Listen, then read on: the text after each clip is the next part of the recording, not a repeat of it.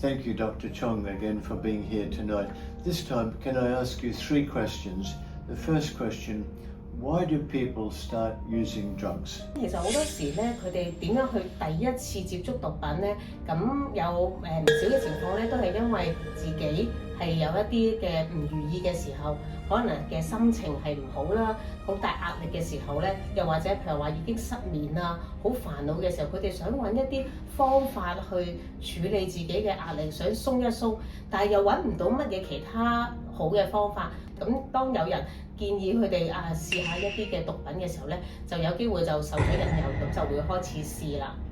有時真係朋友嘅影響咧，我相信都真係有喺度。假如一班朋友你玩開嘅，咦原來突然間去咗某個場所，原來個個就係拎住啲毒品出嚟即係用啦，唔夠定力嘅話，都容易接受影響咗引誘到就會接觸咗毒品啦。Okay, second question,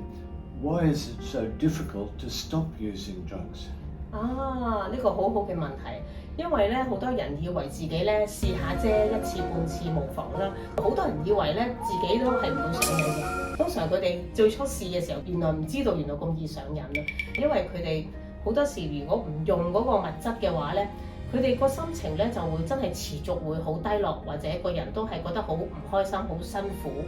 咁所以佢哋真係以後就依賴咗呢一啲嘅毒品嚟到俾佢哋一啲嘅短暫嘅舒緩咯。咁同埋好多時咧，亦都有啲係有環境嘅因素嘅，譬如話咧，一個人身邊好多嘅朋友，又或者佢嘅賺錢嘅方法都係靠呢啲嘅話咧，變咗佢成日接觸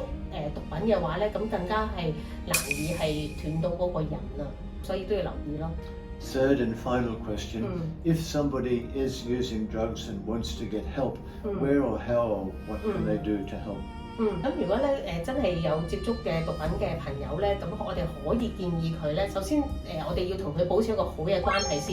先至可以俾到建議佢嘅。如果咧你淨係識得話佢，哎呀唔珍惜自己啊，點解你咁沉淪啊，或者點解你上晒癮啊，淨係去埋怨佢或者責怪佢咧，咁真係佢就唔會願意去揾幫手㗎啦。咁所以咧，我哋咧都想幫一個朋友之前咧，我哋都要真係同佢好好去傾，同佢傾到啦，咁再可以咧介紹一啲嘅服務俾佢。其實而家咧無論係社署又好，又或者係學校啦，同埋好多嘅志願機構咧，都有啲免費嘅戒毒嘅服務嘅，係免費嘅。咁所以咧最緊要咧，大家有心願意遠離毒品嘅時候咧，其實社會係好多資源幫到大家嘅。